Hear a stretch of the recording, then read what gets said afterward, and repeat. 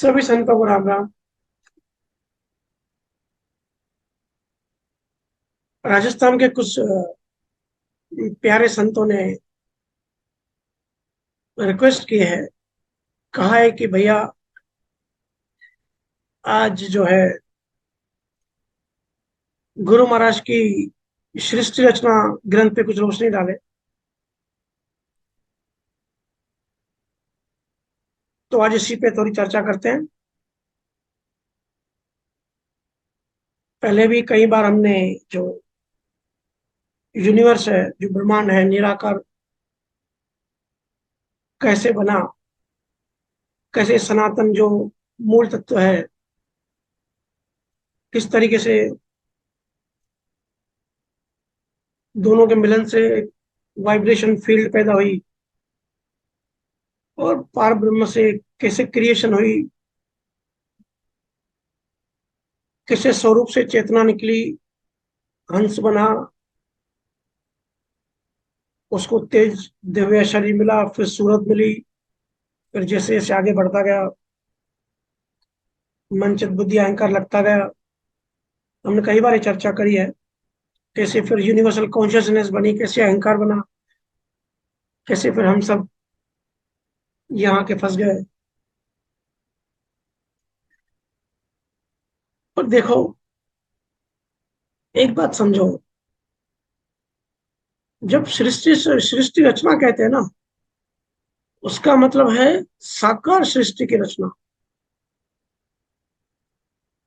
हमने जो पास्ट में चर्चा करी है वो मोस्टली जो निराकार ब्रह्मांड है, जो इनविजिबल है, उसकी क्रिएशन कैसे हुई, ज्यादा हमने उसकी चर्चा करी है। गुरु महाराज की ये जो आपने कहा है सृष्टि रचना, ये साकार सृष्टि है। कि साकार सृष्टि कैसे बनी, जीव कैसे फंसे, कैसे जो कर्मों का जो नियम है। अभी हमने बहुत बार चर्चा करी कि सब कुछ कर्मों में लिखा होता है, सब लेन देन है, प्रारब्ध कर्म है। पर कर्मों की शुरुआत कैसे हुई, ये सब सवाल आते रहते हैं। हम सब संसारी जीव है। कभी जब बिजनेस से ऑफिस से कुछ समय मिलता है तो मन में ऐसे सवाल आते हैं कि आखिर ये सृष्टि पैदा कैसे हुई, ये सब शुरू कैसे हुआ।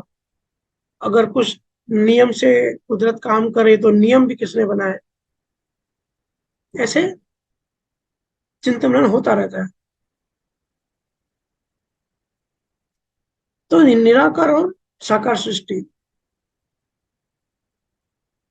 जैसे कि हमने चर्चा करी है कि जड़ और चेतन या ब्रह्मा और माया, इन दो मूल तत्वों से सकल पूरी कायनात बनी।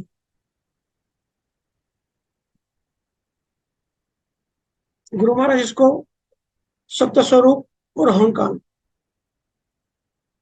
इनको परम तत्व कहते हैं, मूल तत्व।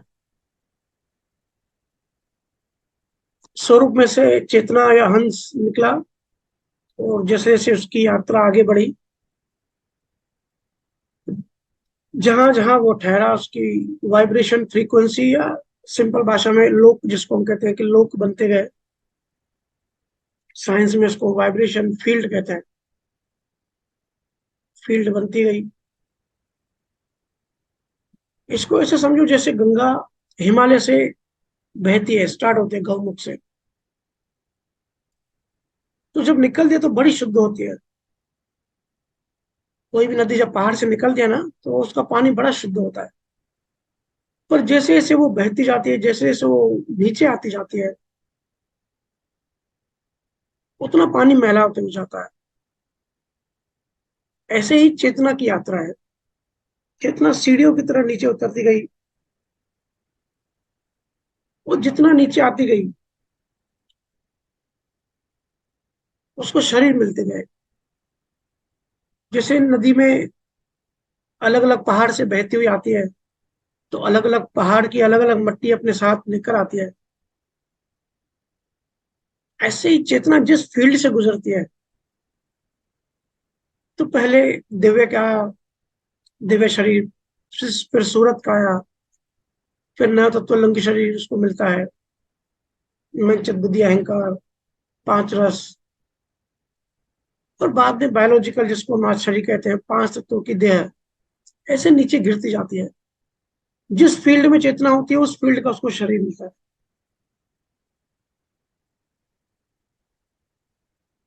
तो गुरु महाराज फरमा रहे हैं, ऐसे ही स्वरूप से आदि पुरुष पैदा हुआ। गुरु महाराज को नाम दे रहे आदि पुरुष, जिसको प्रधान पुरुष भी कहता है। तो क्रिएशन कैसे हुई? क्योंकि समय कम है और ये रचना ग्रंथ बहुत बड़ा है, इसलिए हम थोड़ा स्पीड से जाएंगे। कुछ साखियां लेंगे और कुछ साखियां स्किप भी करेंगे, क्योंकि एक दो घंटे में बहुत बड़ा विषय है। तो आदि पुरुष और इच्छा माया के मिलन से फील्ड बनी।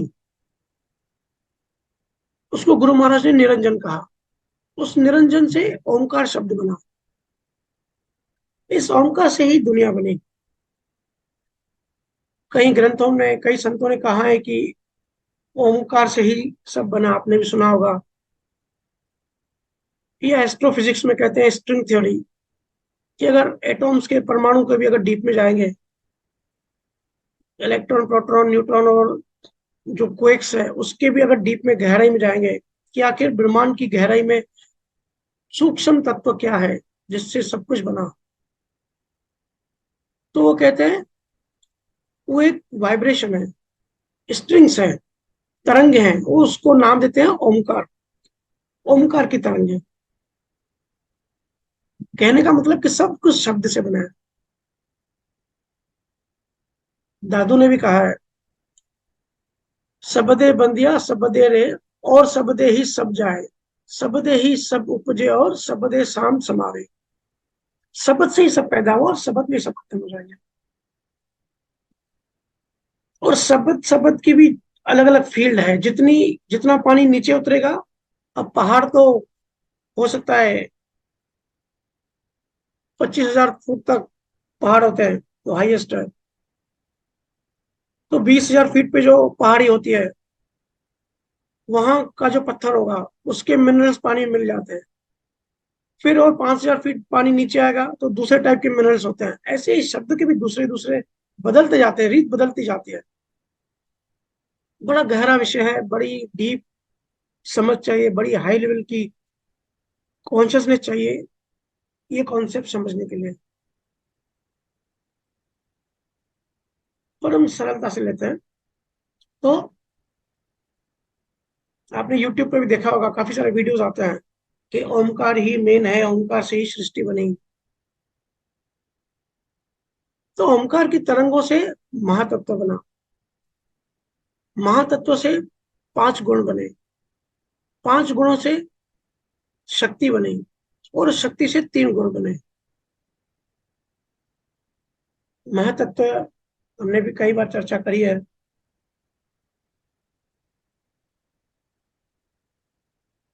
उसी से अहंकार बनता है। और ये जो शक्ति है, शक्ति से तीन गुण बने। इसी शक्ति को आदि शक्ति कहते हैं। तो उसके तीन गुण बने, इसमें हलचल पैदा हुई।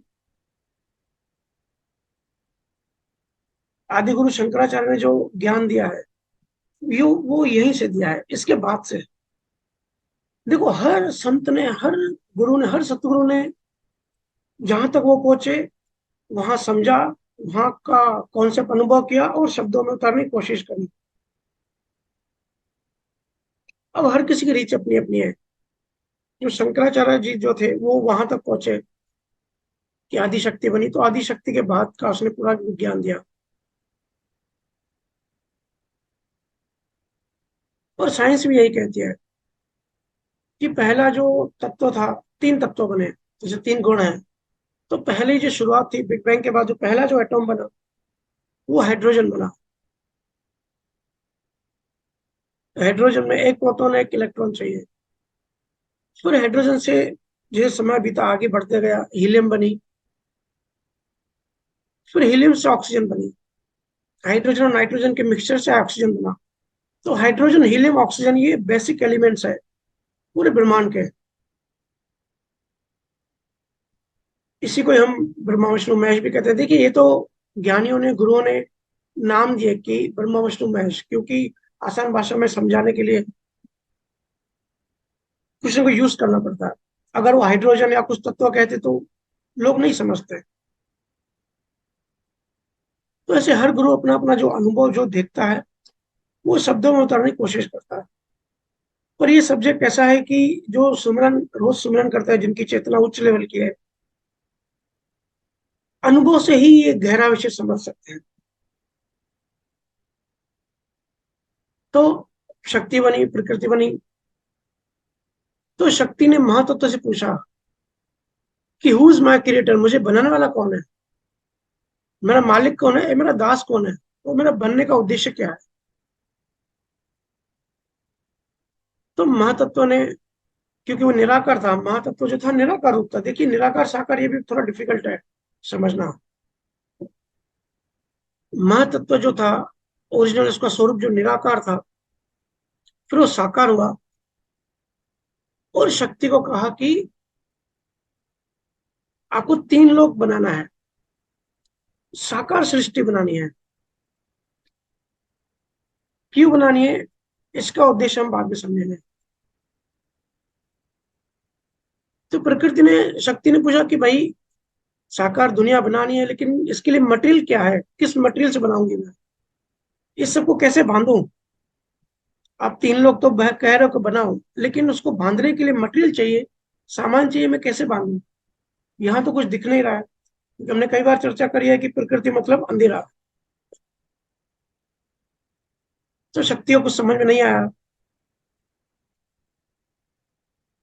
क्योंकि वो भी एक जो परमात्मा है, जो स्वरूप है, उसका अंश है, हर चीज उसका अंश है। तो उसने उसका ध्यान किया। तो शक्ति ने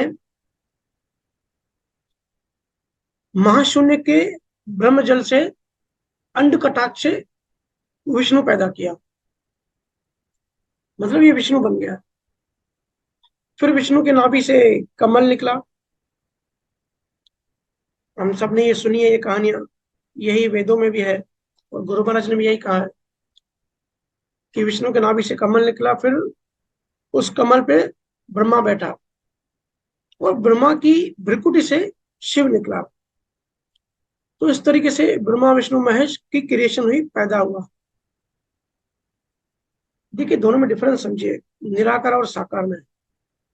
मेरे से कई जीवी पूछते हैं कि भैया एक साइड आप कहते हैं कि यूनिवर्स की क्रिएशन नहीं हुई, वो तो सनातन है। सनातन का मतलब वही होता है कि जिसकी क्रिएशन ना हो।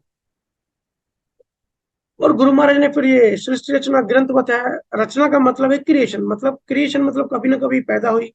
तो जो कभी ना कभी पैदा हुई वो सनातन कैसे हुई। तो दोनों में बेसिक डिफरेंस समझो। सनातन मतलब जो कभी पैदा नहीं हुई। तो जो मूल तत्वों की हम हमेशा बात करते हैं, स्वरूप और होंकाल,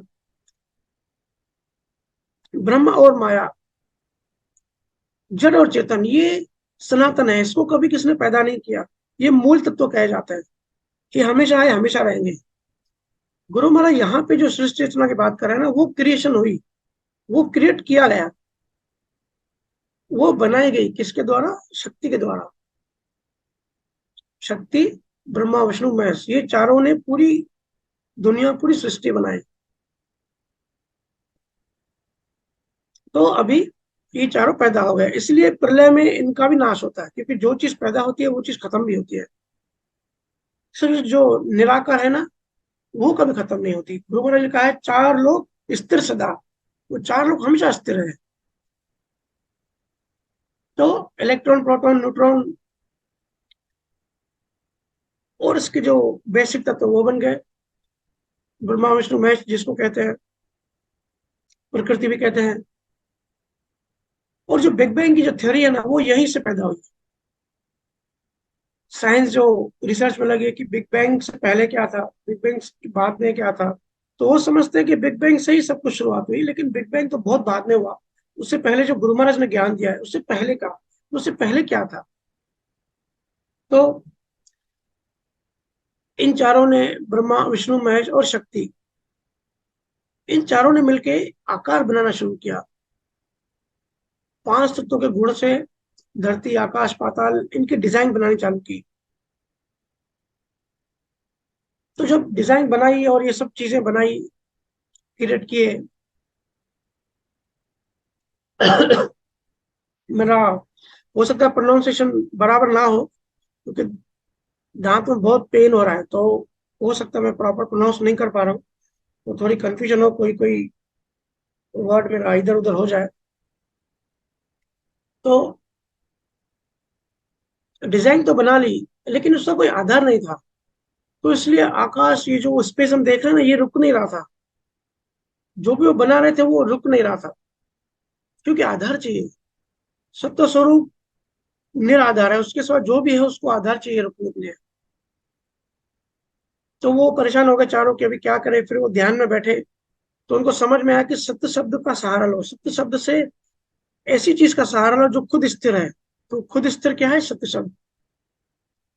सत्य शब्द का सहारा लो जो स्थिर है, उस पे इसको टिकाओ। तब ये जो 3 लोक है, ये पाताल आकाश, ये स्टेबल होंगे, ये स्थिर होंगे वहां पे। तो इन्होंने सत्य शब्द का सहारा लिया, इसी से 3 लोक बने, 14 भवन बने। पृथ्वी आकाश पाताल, 21 स्वर्ग, 13 पाताल, ये सब बन गए। चारों ने मिलकर डिजाइन बनाई क्रिएशन की। ये अभी हम बात कर रहे हैं कि क्रिएशन की। प्रकृति, कृति से प्री मतलब उससे पहले, जब हम सब इंसान पैदा हुए ना, उससे पहले की क्रिएशन हो रही है। तो 21 स्वर्ग बने और 13 पाताल बनाए। अगर आप देखेंगे ना, 13 पाताल और 21 स्वर्ग को मिला के 34 होते हैं, 34। और हमारा जो स्पाइनल कॉर्ड है ना, जिसकी हम हमेशा बात करते हैं कि एक एक स्थान जब हम क्रॉस करते हैं, और 6वें स्थान से लेके ऊपर मेरू तक, जो रीढ़ की हड्डी है, स्पाइनल कॉर्ड है, बैकबोन जिसको कहते हैं, उसमें 34 मणि होती है, जिसको लोअर बैक कहते हैं, C6 C7 C5 कहते हैं ना। वहां से लेके सर्वाइकल बोन तक, ऊपर तक, पूरा ये स्पाइनल कॉर्ड जो है, इसमें 34 मणि है। तो ये 34 मणि यही है, उसमें 13 पाताल और 21 स्वर्ग है। अब शरीर भी हमारा ऐसे ही बना है, इसको हम मिनी यूनिवर्स कहते हैं। सब कुछ हमारे अंदर ही है। तो ये जो डिजाइन बनाई, ये इस तरीके की बनाई। और हमारा जो 8वां स्थान होता है, जो मेरुदंड है, यहाँ से प्रॉपर साकार सृष्टि की नीचे रचना हुई। और इसके ऊपर त्रिकुटी, उसके ऊपर चिदानंद। तो इसको चिदानंद की भी टेक मिली, चिदानंद की सपोर्ट मिली। उसके नीचे पूरी साकार सृष्टि बनी। फिर अभी डिजाइन तो बन गई, 3 लोक बन गए, 14 भवन बन गए। तो इन चारों ने सोचा कि अभी नर और नारी बनाते हैं, क्रिएशन होगी कैसे। तो वो जो हंस थे, उनको पकड़ के नर नारी बनाए। देखो यहाँ एक बात ध्यान रखना, अभी गर्भ नहीं बना है। वो जो गर्भ का सिस्टम है ना, कि हस्बैंड वाइफ का संजोग होता है फिर क्रिएशन होती है, अभी तक वैसा सिस्टम नहीं है। अभी डायरेक्ट नर नारी बनाए। किन्होंने? इन चारों ने, ब्रह्मा विष्णु महेश और शक्ति। तो ये कैसे बनाए? ये कला से बनाए।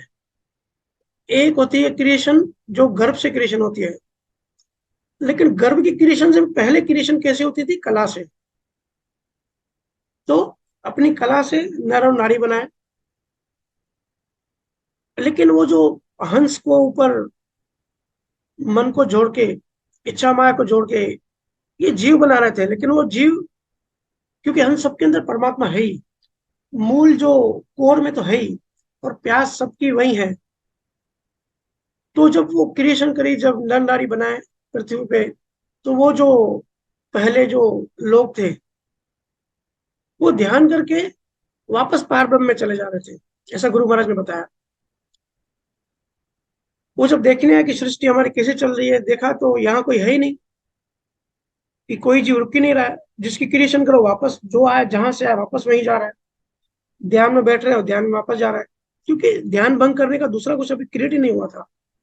तो जो नेचुरल जो प्यास है, जैसे आपने हीलियम हीलियम का बलून देखा होगा, देखो जो बलून होता है ना, जो हवा में उड़ता है, वो हवा में कैसे उड़ता है? उसके अंदर हीलियम गैस होती है। हीलियम गैस का जो वजन होता है हवा से हल्की होती है वो। तो अगर उस बलून को आप धागे से बांध दोगे तो वो नहीं उड़ पाएगा, लेकिन जैसे ही उसका धागा छोड़ दोगे, उसको फ्री कर दोगे, तो वो नेचुरली वो हवा में उड़ जाएगा। ऐसे ही जो पहले के जो जीव थे, दूसरा कुछ यहाँ जड़ तत्व तो था ही नहीं, यहाँ उनको होल्ड करने के लिए, यहाँ फंसाने के लिए अभी कर्म भी नहीं बने, अभी कोई मोह माया भी नहीं बना, तो उनको फंसाने के लिए कुछ था ही नहीं। तो जो जो जीव थे, हंस थे, अपनी नेचुरल थर्स्ट, नेचुरल प्यास से वापस ब्रह्मा में जाके मिल रहे थे। ध्यान में जा रहे थे और वापस जाके मिल रहे थे, क्योंकि नेचुरल प्यास थी। तो ये चारों परेशान हो गए, ब्रह्मा विष्णु महेश और शक्ति, कि भाई आखिर करें क्या। तो इन लोगों ने डिसाइड किया कि जीवों को इतने सुख दो, इतने सुख दो कि वो इसमें रम जाए। उन लोगों ने अलग अलग रीत बनाई कि इनको सुखी करो, अलग अलग प्रकार के ज्ञान दिए, अलग अलग प्रकार की रिद्धि सिद्धि दी, बहुत फंसाने की कोशिश करी, अलग अलग कलाएं दी, शक्ति दी, पावर दी। ये सब दिया जीवों को, इनिशियल जीवों को, ताकि वो ज्ञान से दूर रहे, अपना जो मूल तत्व है उनसे दूर रहे, और यहाँ पे बस्ती बसाए, यहाँ बस जाए, तीन लोगों में। तो ये सब ब्रह्मा ने किया, रिद्धि सिद्धि दी, उनको सारे सुख दिए।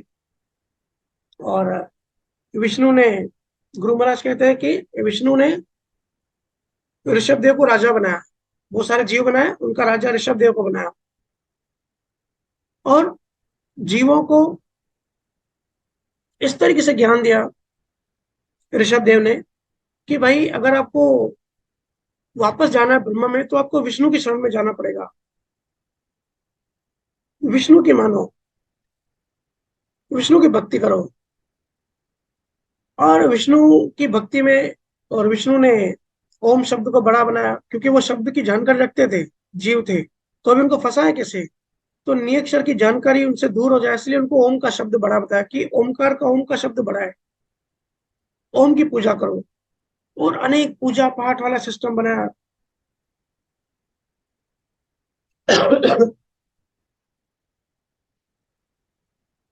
फिर भी जीव नहीं फंस रहे थे, जीव ध्यान करना नहीं छोड़ रहे थे। जैसे ध्यान किया, वापस वो ब्रह्मा में जा रहे थे। फिर से ये मिले, फिर से जीवों को वापस वहां लेकर आए, इच्छा माया अटैच कर दी। फिर ब्रह्मा ने चार वेद बनाए, ऋग्वेद, यजुर्वेद, सामवेद, अथर्ववेद, अलग अलग विद्या बनाई, मंत्र तंत्र बनाए।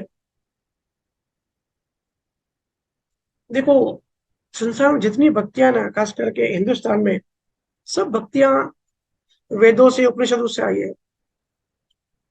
उपनिषद जो है, वेद व्यास ने दिया। अब कई कहते हैं कि उपनिषदों की अभ्यास करने से, जिसको वेदांत कहते हैं, वेदांतों को स्टडी करने से, वहां भी क्योंकि आत्मा के बारे में बताया गया है। लेकिन देखो, हर वेद में इतनी सारी उलझन है, इतनी सारी चीजें बताई है, कि जो डीप में जाता है वो उलझ जाता है। और इनका यही उद्देश्य था कि जीवों को उलझाए, जीवों को जो असल, जो नी अक्षर है ना, असल जो सत्य शब्द है, उससे दूर करें, किसी भी तरीके से इनको उलझाए। तो जितनी भी आप भक्तियां देखते हो ना, सभी ये वेदांतों से निकली हुई है। फिर भी लेकिन जीव नहीं रुक रहे थे। फिर ब्रह्मा ने क्या किया कि 28,000 ऋषि बनाए, उत्तर दक्षिण पूर्व पश्चिम चारों दिशा में 22,000 ऋषि भेज दिए कि इनको अलग अलग भक्तियां बताओ, अलग अलग जप तप योग, जीवों को ये सिखाओ, जीवों को कहो कि इन भक्तियों में, इस तरीके के योगों में, ये करने से आप असल ब्रह्मा में जाओगे, असल परमात्मा में जाओगे। क्योंकि रास्ता सब ढूंढ रहे हैं, लेकिन उनको अगर भरमाएंगे, वो गलत तरीके से साधना करेंगे, ध्यान करेंगे, तो नहीं जा पाएंगे। और ये सब इसलिए किया जा रहा था कि वापस नी अक्षर में नहीं मिल जाए। ये बात समझना, नी अक्षर का ज्ञान नहीं मिले, असल सतगुरु का ज्ञान से ये दूर है। और ये जो लोग हैं, इनमें उलझे रहे।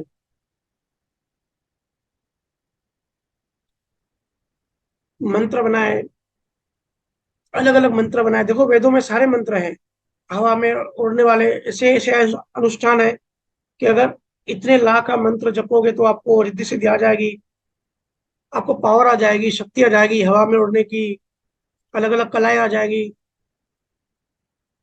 चार भुजाएं अपने शरीर को बना सकते हो, ऐसे गुरु महाराज ने बताया। अलग अलग मंत्र बनाए और ओम शब्द को बड़ा बनाया। देखो वेदों में जितना मंत्र है ना, जितने भी मंत्र हैं, हर मंत्र के पीछे, हर मंत्र के पहले ना ओम लगाया जाता है। वो हर मंत्र की अलग अलग पावर है। और उद्देश्य ये समझाया कि जो मंत्र आप साध करोगे, जपोगे, इसका साधन करोगे, वो आप में कला आ जाएगी।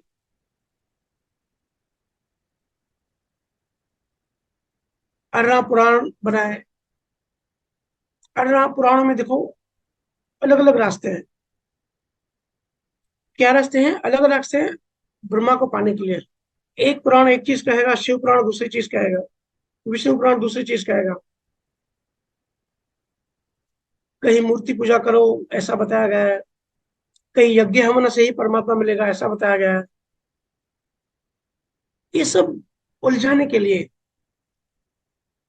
कि गुरु और गुरु की पावर से, सत्य शब्द से दूर रहे। लेकिन फिर भी जीव ध्यान नहीं छोड़ रहे थे और आप वापस पार में जाके मिल रहे थे।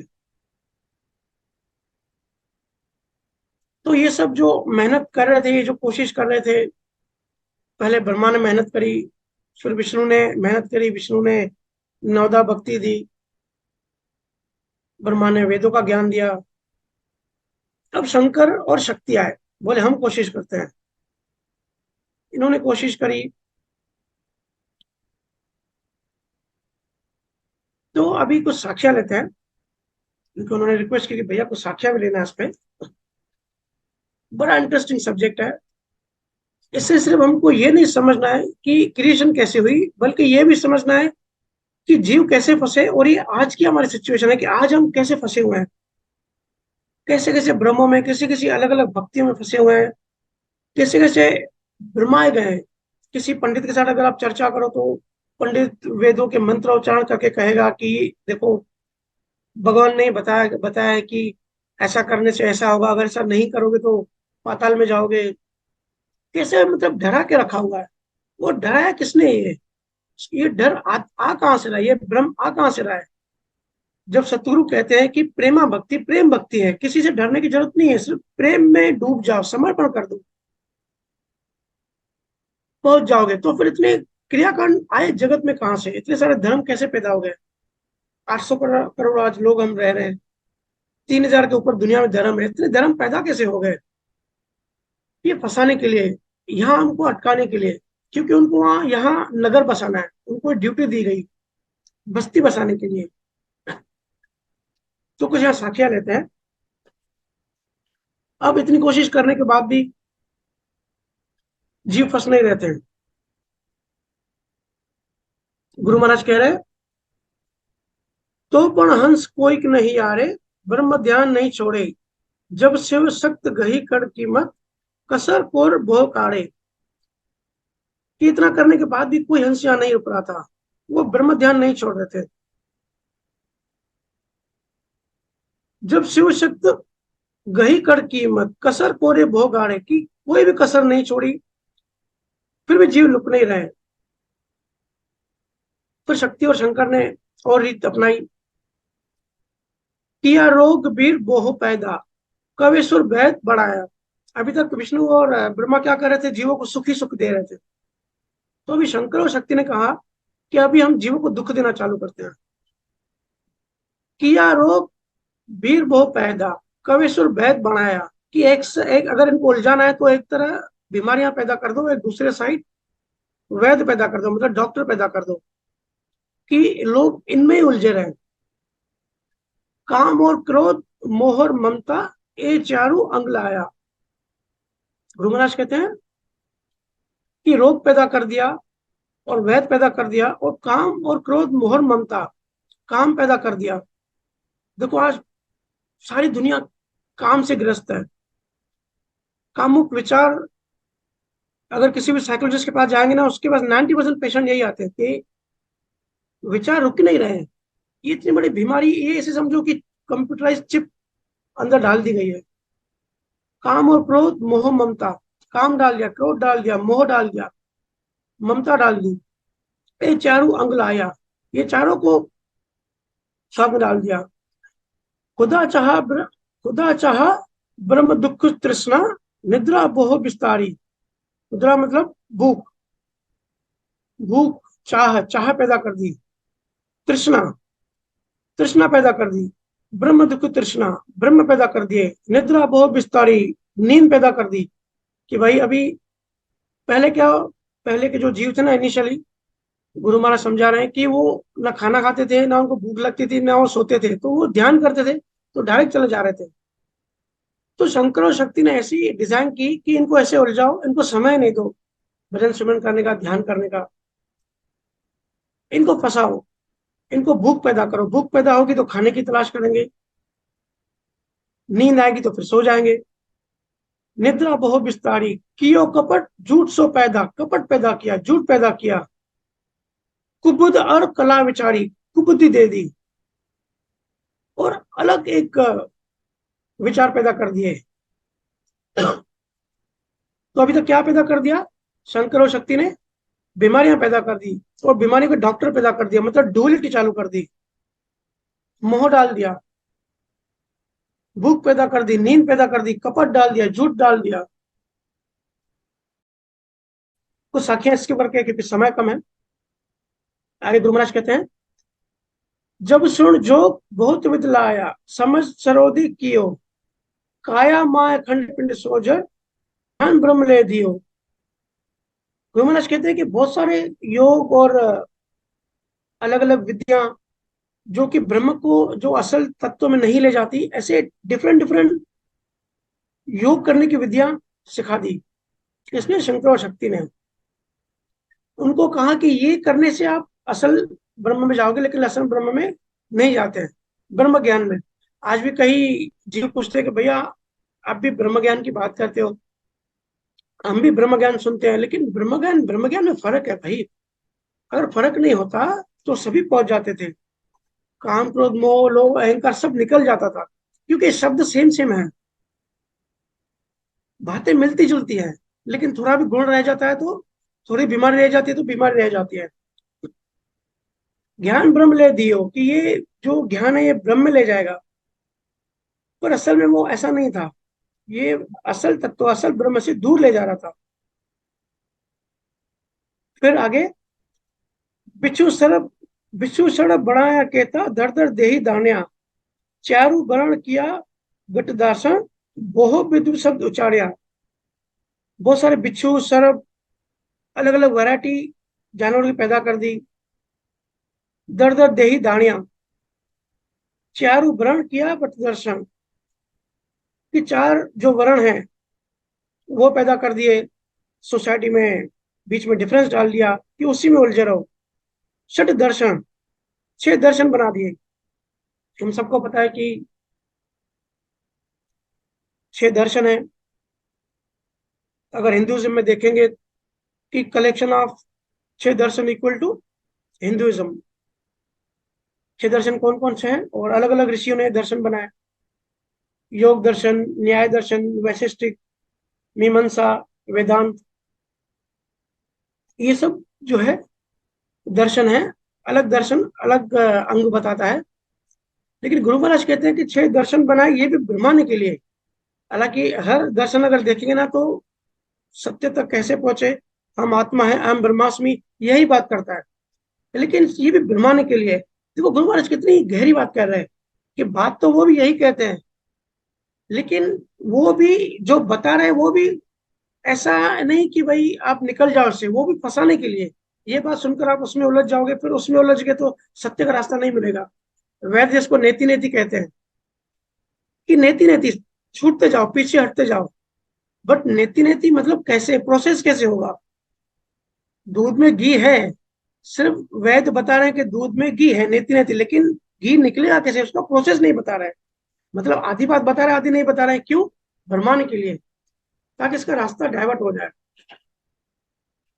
बड़ा सूक्ष्म भेद है। किया व्रत बोध बरमाया, ब्रह्म ध्यान के काजा, विद विद राग सती सुलाया, अनंत कोट सुभाजा। जो महाराज कहते हैं, किया व्रत बोध बरमाया, ये व्रत उपवास एकादशी ये सब ज्ञान दिया कि ये सब करो, उसमें उलझो। क्योंकि देखो हमारा ध्यान एक ही है और हम एक समय पे एक ही जगह उलझ सकते हैं। अगर हम व्रत उपवास एकादशी इनके ज्ञान में उलझ गए तो फिर जो असल बात है वहां से हम दूर हट जाएंगे। अभी जितने भी लोग सत्संग सुन रहे हैं, तो सत्संग सुन रहे हैं मतलब आप सत्संग में हो, सत्संग सुन रहे हो, अभी आप मूवी नहीं देख रहे हो। एक समय पे एक ही काम हो सकता है। ऐसे ही ये जो डिजाइन बना रहे थे ना कि जीवों को कैसे उलझाए ताकि असल तत्वों तक नहीं पहुंचे और दूसरी चीजों में उलझते रहे, उसमें ऑक्यूपाइड रहे, उसमें बिजी रहे। फिर गुरु महाराज कहते हैं कि फंसते गए, ऐसे फंसते गए। अब बस हुआ हंस सब न्यारा, सन्मुख आयर बूझे, कहो क्या करा हम स्वामी, ब्रह्म ध्यान नहीं सूझे।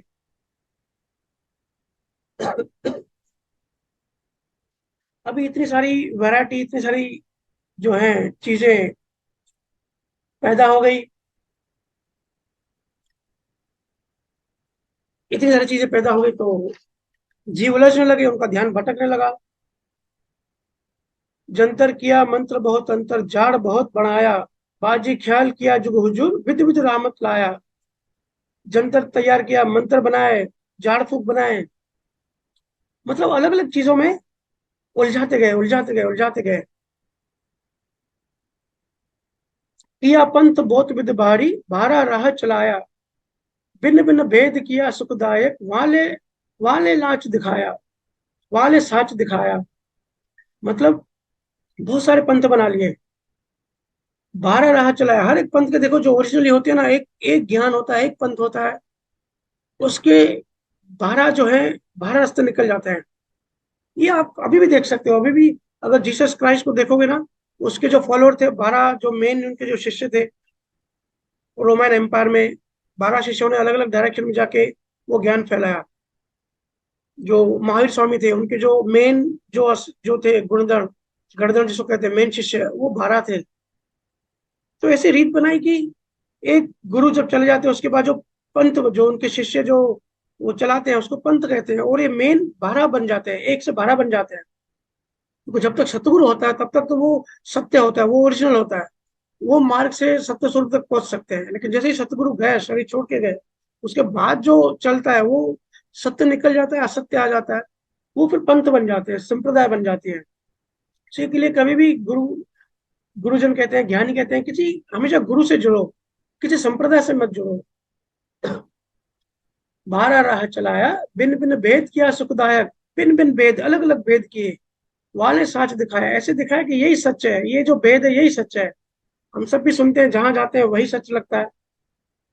ऐसा नहीं है कि ये जो हालत है उस समय जीवों की है कि अभी क्या करें हमको पता नहीं है, जो सुनते हैं वही सच लगता है। ये आज हमारी हालत है। आज भी हम जिसकी बात सुनते हैं ना वही सच लगता है। सब भरमाने के लिए है कि ये जो है अब ये फॉलो करो, दूसरे के पास जाते हैं वो बोलते हैं ये फॉलो करो। ये सब डिजाइन बनाई गई है ऊपर से, और ये डिजाइन हमेशा ऐसा नहीं है अभी, ये हमेशा से काम करती है। फिर जीव परेशान हो गए। वो कह रहे हैं कि अब बस हुआ हंस सब सारा। अब हंस थोड़े से परेशान हो गए। सन्मुख आयर बूझे, कहो क्या करो हम स्वामी, ब्रह्म ध्यान नहीं सूझे। अब हंस परेशान हो गए और कहते हैं कि अभी हम क्या करें। अब इन इतनी सारी चीजों में, इतने सारे ज्ञानों में, इतने सारे पंथों में, इतनी वैरायटीज कर्म कांडों में इतना उलझ गया कि अब हमारा ब्रह्म ध्यान जो है नहीं लग रहा। अब हम क्या करें। तो देखिए, अभी तक हमने समझा था कि ये जो थे सप्त कला से पैदा हो गए, लेकिन जब शक्ति और शंकर ने उलझाने की कोशिश करी तो इन लोगों ने 4 खानियां बनाई। जो क्रिएशन की, जो पैदा करने की जो रीत है, जिस जहां आया कि मोह माया डाल दी, तो इनकी जो क्रिएट करने का, जीवों को जो शरीर बनाने का जो तरीका है, वो 4 हिस्सों में डिवाइड किया, 4 टाइप बना लिए। इसको गुरुजन कहते हैं अंडाज। जो जीव अंडे से निकलते हैं, जिनका शरीर अंडे से आता है, अंकुर, जो जिसका बीज होता है, जमीन में बीज बो जो तो अंकुर बनता है ना। जरायु, जरायु मतलब बहुत सारे जीव ऐसे होते हैं, बैक्टीरिया खास करके होते हैं, एक सेल के होते हैं, और वो कुछ समय बाद अपने आप एक सेल से दो सेल हो जाते हैं, जैसे एमीबा होता है या केचुआ होता है। केचुआ को आप अगर काट दो तो कुछ समय बाद केचुआ दूसरा हिस्सा भी उसका बढ़ने लगेगा, उसको कहते हैं जरायु। चौथा कहते हैं उद्विज।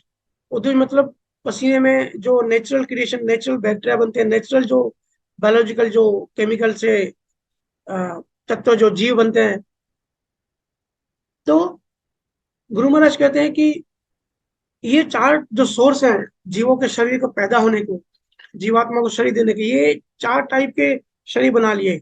फिर क्या हो गया, इनमें फिर मोह और ममता भी पैदा हो गई कि ये मेरे से पैदा हुआ तो ये मेरा है। लेकिन ये भी देखो, ब्रह्म है, ये भी अज्ञान है।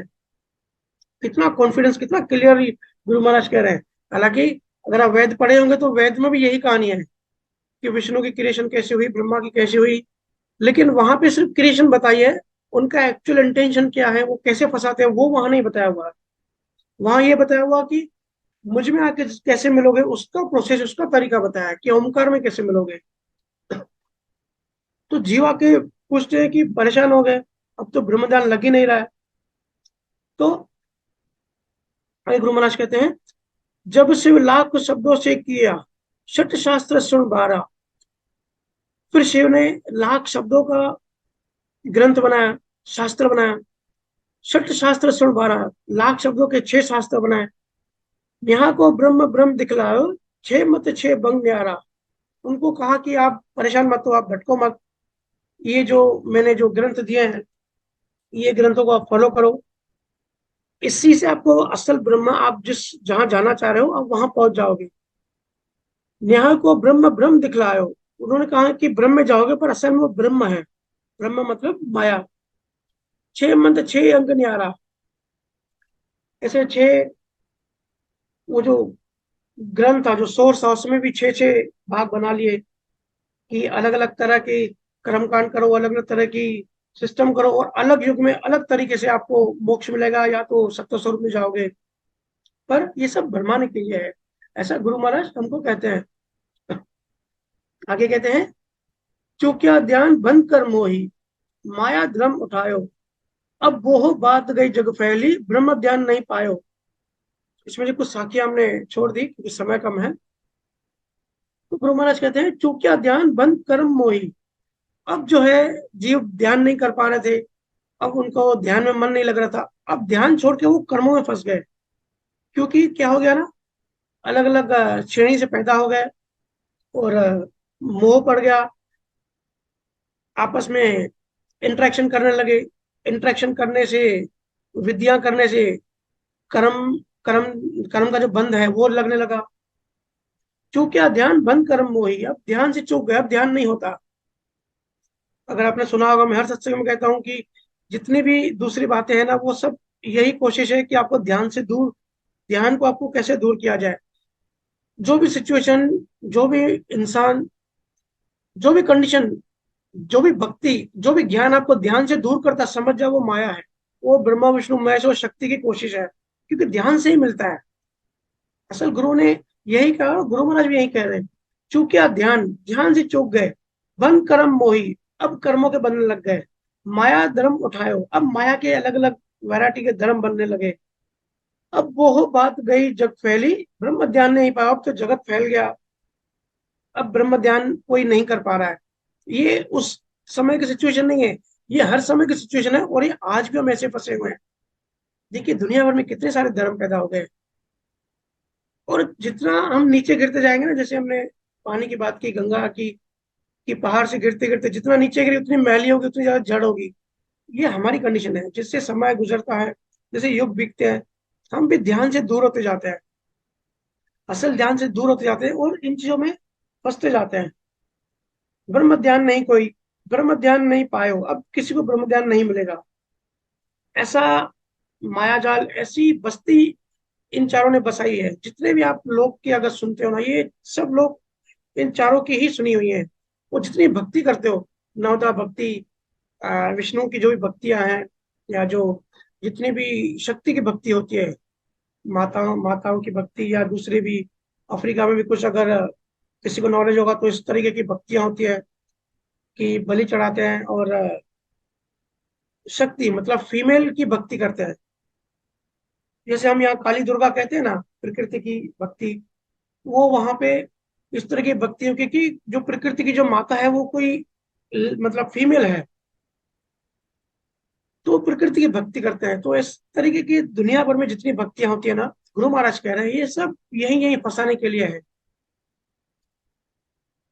अब गुरु महाराज आगे कहते हैं, लागा छंद ध्यान अब भूला, मोह मत धर्म समाया, अटक्या जीव मोह को जातो, उलट जग में ही आया।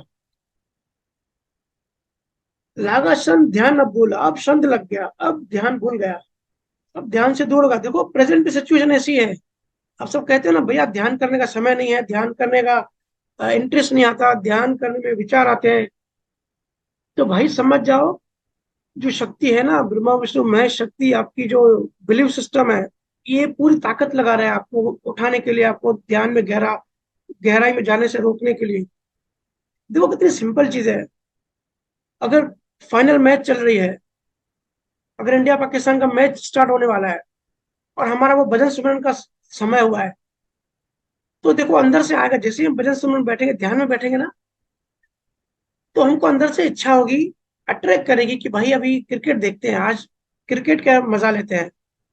ऐसी और भी चीजें होंगी जो आपको अट्रैक्ट करेंगे खींचने के लिए बाहर, कि भाई आप भजन सुमरन ध्यान में मत जाओ, बाकी सब चीजें बाहरी चीजें करो। तो समझ जाओ कि ये जो पूरा इन चारों ने मिलकर जो जाल बुनाया है ना, ये आपको अट्रैक्ट कर रही है, आपको भ्रमा रही है, आपको संसार में बाहर खींच रही है, संसार में बाहर फेंक रही है। बहु मत धर्म समाया, अभी बहुत सारे मत हो गए, बहुत सारे धर्म हो गए। अब देखिए गुरु नानक जी केवल ज्ञानी थे, उनके बाद उन्होंने जो ज्ञान दिया, अपना अनुभव ज्ञान दिया, उनके बाद 9 गुरु हुए, और उन्होंने जो ज्ञान दिया, केवल ज्ञानियों ने जो भी ज्ञान दिया वो एक ग्रंथ में समाया, जिसको आदि ग्रंथ कहते हैं। उसमें से अभी देखेंगे जितने भी पंथ निकले हैं ना, नाम लेना पंथों का सही नहीं है, पर जितने भी पंथ, जब कोई भी जीव जाता है आसानी से नाम लेकर आता है कि भाई हम इस पंथ में गए, और नाम लेकर आ गए, शब्द लेकर आ गए। लेने वाला ले भी आता है और देने वाला दे भी देता है बड़ी आसानी से। तो गुरु नानक का ज्ञान तो एक ही है, लेकिन उसमें से कितने सारे पंथ निकल गए। तो ऐसे अलग अलग मत, एक में से अलग अलग मत निकलेंगे, और वो माया है, वो असली चीज नहीं है, असल तत्व नहीं है।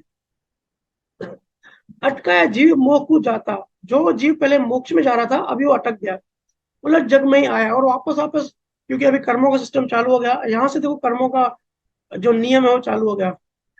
जो कर्म योगी हैं, जो कर्म का योग करते हैं, खास करके जो दादा भगवान के फॉलोअर्स हैं, वो आते हैं मेरे चर्चा करने कि भाई आत्मा ही सब कुछ है, और कुछ नहीं करना है, सिर्फ कर्मों का विज्ञान समझ गए तो मोक्ष में चले गए। अरे भाई ऐसा नहीं है, गुरु महाराज का ज्ञान समझो, गुरु महाराज का ज्ञान बहुत आगे का है। कर्मों की जो स्टार्ट है बहुत लेट हुई, हम तो उससे पहले पैदा हुए, जिसको नेकर्मी भी कहते हैं, कि हम तो अभी भी है, हमारा तो एग्जिस्टेंस है, जीवात्मा है, लेकिन वो कर्मों में नहीं है। अभी कर्मों की देश में या कर्मों की एरिया में, कर्मों की बाउंड्री में वो आई नहीं है, अभी भी जीवात्मा बहुत सारी है जिनको कर्म नहीं लगते। तो कर्मों का तो बहुत छोटा सा एक एरिया है। तो कई सारे ऐसे पंथ हैं जो सिर्फ कर्म, जिसको कर्म योगी कहते हैं, जो सिर्फ कर्मों को फॉलो करता है। तो ध्यान योग से छूट गए और कर्म योग में फंस गए, उलट जग में ही आया। तो वो बार बार जग में आते हैं। मृत लोक अब बसने लागो, जात पात नहीं काई, तपस्या द्रव मुक्ता की बाता, निस्दिन रहाई समाई। अब गुरु महाराज बता रहे हैं कि अभी इस सिचुएशन में ब्रह्मा विष्णु महेश और शक्ति बड़े खुश हो गए। बोले मृत्यु लोक अब बसने लागे, अब जो मृत्यु लोक है, मतलब 3 लोग जिसको हम कहते हैं, 3 लोग 14 भुवन, अब ये बसने लगा। अब यहाँ पे जीव वापस परमात्मा में नहीं जा रहे थे, हंस के ऊपर, चेतना के ऊपर ये जो मट्टी डाल रहे थे, लेकिन चेतना क्या कर रही थी, वापस ध्यान करके वापस पार ब्रह्म में जा रहे थे। ये रोक नहीं पा रहे थे, लेकिन अभी इतने सारे सिस्टम इन्होंने बना लिए कि इन्होंने रोक दिया, चेतना के ऊपर वजन डाल दिया, और कर्मों का नियम धर्म राय बनाया, कर्मों का सिस्टम बनाया। वो आगे देखेंगे हम। जीव बेचारा फंस गया, फिर जीव इसी एरा में, इसी लोगों, इसी देशों में फंस गया, मोक्ष नहीं मिल पाया, जो कि आज हम सबकी स्थिति है। आज हम सब शरीर में है, हम सबका देखो ध्यान, इंटरेस्ट सिर्फ इन्हीं यही चीजें हमको इम्पोर्टेंट लगती हैं। पैसा कमाना, नौकरी करना, अपने बीवी बच्चों का पालन करना, और आईफोन मोबाइल में चिपके रहना, मूवीज देखना, यही हम सबकी दुनिया है। इससे पार हम कभी सोच ही नहीं पाते। सोचने की क्षमता बहुत छोटी हो गई, जड़ तक तो बहुत हावी हो गया। हम क्यों आए, कहाँ से आए, हमारा ओरिजिनल ओरिजिनल स्वरूप क्या है, हमारे अंदर क्या है, हमारे कितने शरीर है, जो मूल है। ये तो हमने शरीर पहने हुए हैं, बहुत सारे शरीर हमारे ऊपर पहने हुए हैं, लेकिन जो जिसके ऊपर शरीर है वो असल में क्या है, असल में हम क्या है, वो हम कभी जानने की कोशिश नहीं करते। हम जो शरीर लगते गए लगते गए लगते गए, तो हम अपने आप को आज वो मानते हैं। बुद्धि बहुत छोटी हो गई, और पता नहीं कितने जन्म हमारे ऐसे भटक गए, और पता नहीं कितने जन्म हमको आगे से लेने पड़ेंगे। तो गुरु महाराज आगे कहते हैं, मंत्र धर्म गायत्री किया, द्विज लोक को गेलो, शिव को इष्ट धर्म जप शिव को, सो कैलाश जेलो। फिर गायत्री, जो 24 गायत्री कहते हैं, गायत्री मंत्र की उत्पत्ति करी। ओम भू भुव स्व, स्वर्ग नर, द्विज लोक को गेलो। द्विज मतलब दूजे लोक को, दूसरे ब्रह्मा का मतलब जो सत्य स्वरूप है उससे नीचे का। शिव को इष्ट धर्म जप शिव को, ऐसा बताया गया कि शिव ही सबका इष्ट है। बहुत सारे हैं भक्तियां लोग जो कहते हैं इष्ट, अपने इष्ट की पूजा करो, दूसरे की पूजा क्यों करते हो, अपने इष्ट की पूजा करो। सो कैलासा जेलो, जो शिव को इष्ट मानते हैं, जो शिव भक्ति करते हैं, वो फिर कैलाश लोक में जाते हैं। ऐसे गुरु महाराज हमको बता रहे हैं। फिर आगे साक्ष्य नहीं लेते हैं, पर संक्षेप में समझते हैं। फिर स्वर्गलोक खाली था, अभी पृथ्वी लोक तो भर गया, लेकिन स्वर्गलोक खाली था, नरक लोक। फिर इन चारों ने ऐसी डिजाइन, ऐसी क्रिएशन, ऐसा सिस्टम बनाया कि भाई कर्मों का ऐसा जाल बनाओ कि पिछले कर्म जीव, पिछले कर्म भोगे और नए कर्म अनजाने में बनते ही रहे। मतलब पिछली मट्टी निकलती रहे, नई मट्टी चढ़ती रहे, तो ऐसे कोई निकल ही नहीं पाएगा इस जाल से। ऐसे लेयर्स बनाए, जैसे गेम होती है ना, ऐसे लेयर्स बनते जाते हैं, ऐसी स्टेज होती है। तो ये चारों लेयर्स के ऊपर लेयर बनाते जा रहे हैं कि कभी भी ये यहाँ से इतने सारे ताले बना दिए कि इन तालों को कभी भी ये तोड़ ही नहीं पाए, इतने सारे तालों को। बहुत सारे ताले लगा दिए, अंदर बेचारे हंस को फंसा दिया कि अभी इन तालों को आप तोड़ ही नहीं पाओगे। कि गुरु से ये कभी मिल ही नहीं पाया, असल ज्ञान को समझ ही नहीं पाया। फिर स्वर्ग नरक पाताल में जी भटकने लगे। गुरु महाराज आगे कहते हैं, सुन पाताल पंथ को जासी, दया बिन ताप किया, बिना गुरु गम पांच को पकड़े, मत जान पर दिया। गुरु महाराज कहते हैं कि इसमें अलग अलग कर्मों की व्याख्या दी कि क्या कर्म करने से कहाँ जाता है। तो जो अपनी इंद्रियों का दमन करते हैं, जो तप करते हैं, जो बिना गुरु तप भी करते हैं, बिना गुरु ध्यान भी करते हैं, और अपनी इंद्रियों का दमन करते हैं, अपनी इंद्रियों को दबाते हैं, सुन पाताल पंतो जासी, वो जो है जीव वो पाताल में जाता है। ऐसे जीव जो बिना गुरु के तप करते हैं, दया बिन तिप किया, बिना दया के तप करते, दूसरों पे दया नहीं करते। कहते हैं ना कि मैं दया करने की क्या जरूरत है, या करुणा करुणा करने की क्या जरूरत है। और जिनका ये जो लास्ट लाइन लिखी है, मत जान पर दिया, इसका मतलब जो जिनका ध्यान दूसरों पे होता है, जो दूसरों पे ध्यान रखते हैं, हमेशा दूसरे क्या कर रहे हैं, वो कहाँ जाते हैं, पाताल लोक में जाते हैं। ऐसे अलग अलग गुरु महाराज ने व्याख्या करी है कि क्या करने से कहाँ जाते हैं। फिर आगे कहते हैं, जम की त्रास सही नहीं जावे, रुदन करे जीव रोवे, चित्रगुप्त गट गट में बैठा, लिख लिख सेन पुजावे। अभी जीवों की बेचारों की हालत खराब हो गई, जैसे आज हम सबकी है। देखो हम सबकी जो नेचुरल प्यास है ना, अंदर में तड़प है, वही असली हमारी सजा है, हमारी पेनल्टी है। हम इस अज्ञान में दूसरे देश में फंस गए, बेहोश हो गए, इन चारों की बात मानकर हम फंस गए। उसकी सजा क्या है, इसकी सजा है हमारी बेचैनी, हमारी तड़प। जो हमारी नेचुरल जो तड़प है ना, वहां जाने के पर जा नहीं पा रहा है। वो जो हीलियम के बलून की मैंने बात की, बलून उड़ना चाह रहा है, लेकिन उस बलून के धागे को लोहे से बांध दिया, उसके ऊपर वजन रख दिया, अब वो हीलियम का बलून उड़ नहीं पा रहा है। ऐसे हम सब जीवों की असल में आज हालत है। जितने भी आप अगर मेंटल हॉस्पिटल में जाओ और जितने भी पेशेंट देखे ना, तो ये नहीं है कि वो डिप्रेशन में से, उसके ऊपर कर्ज था, उसके ऊपर ये तकलीफ थी, वो डिप्रेशन में गया या वो परेशान है, वो दुखी है क्योंकि उसका ब्रेकअप हो गया, उसका बिजनेस में नुकसान हो गया। ये सब ऊपर ऊपर के बहाने हैं, ये सब कर्मों से है। असल जो सजा है हम सबकी, वो है हम परमात्मा से बिछड़ गए। हम दूर हैं। हम यहाँ बैठे हैं। चित्रगुप्त गटगट में बैठा लिख लिख सेन पुजावे, ऐसी इन लोगों ने रचना करी कि कर्मों का तो सिस्टम बनाया कि भाव करे, इमोशन करे। देखो, इमोशन मतलब एनर्जी इन मोशन, और एनर्जी मतलब शक्ति। तो शक्ति ने ऐसा सिस्टम बनाया, शक्ति और शंकर ने, कि बाहर का तो ये पूरी डिजाइन बनाई कि ये लोग कैसे काम करते हैं, सूर्य, गैलेक्सीज, ब्रह्मांड कैसे काम करेगा, एटॉम्स, न्यूट्रॉन कैसे काम करेंगे, बायोलॉजिकल शरीर कैसे बनेगा। लेकिन अंदर में बैठ गए हर किसी के। खुद शक्ति अंदर जाके बैठ गई इमोशन के रूप में। और ये शक्ति, इमोशनल मतलब क्या, देखो जो भी भाव करते हैं ना, किसी के ऊपर गुस्सा आया, नफरत करी, किसी का हमने बिगाड़ने का भाव किया, तो ये भाव भी एनर्जी होता है। 18 प्रकार के भाव होते हैं। ऐसे तो बहुत होते हैं, लेकिन मोटे मोटे 18 होते हैं। और ये भी एनर्जी मतलब शक्ति, ये भी शक्ति का ही टाइप है। मतलब ये वही शक्ति है। उसी शक्ति से हम उसकी शक्ति यूज कर रहे हैं और भाव बना रहे हैं, कर्म बना रहे हैं। और फिर इस कर्मों को नए जन्मों में वापस आना पड़ रहा है भुगतने के लिए। कहने का मतलब ये जाल ऐसा बड़ा है, ऐसा जंजाल है। अगर किसी को अनुभव होना तो उसको रोना आता है। सिर्फ किसी भी गुरु को ये अनुभव होता है तो उसकी आंख में आंसू आ जाते हैं कि क्या लगा रखा है।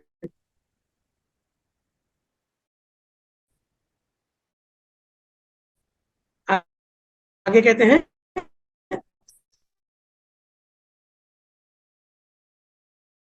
14 करोड़ चढ़े जम किंकर, जो ये नियम है कर्मों का, जो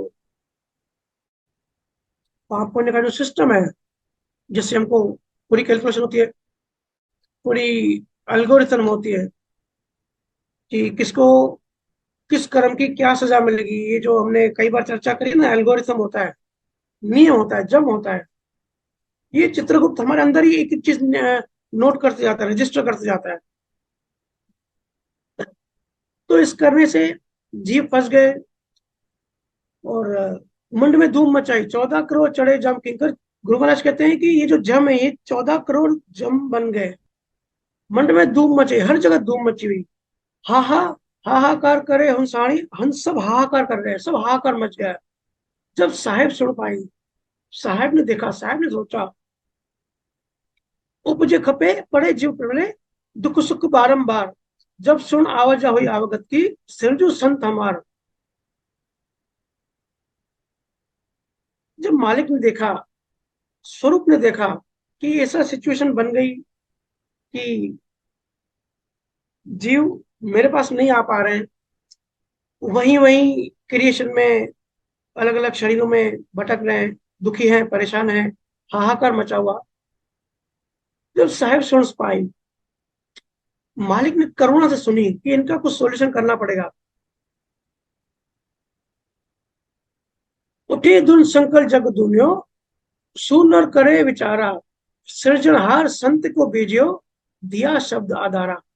उस मालिक ने जब देखा कि बेचारे जीव तो वैसे अभी फंसे हुए हैं, ये तो चारों शक्तिशाली है, और जीव की शक्ति बहुत क्षीण हो गई है, बहुत छोटी हो गई है, अब इनका छुटकारा तो पॉसिबल नहीं है।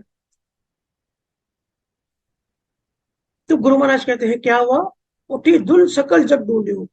जब ऐसी करुणा, ऐसा भाव आया परमात्मा के अंदर, तो उठी धुन सकल जग ढूंढियो, पूरा जगत हिल गया। एक धुन सुनाई दी, एक धुन पूरे जगत में फैल गई, पूरा जगत हिल गया।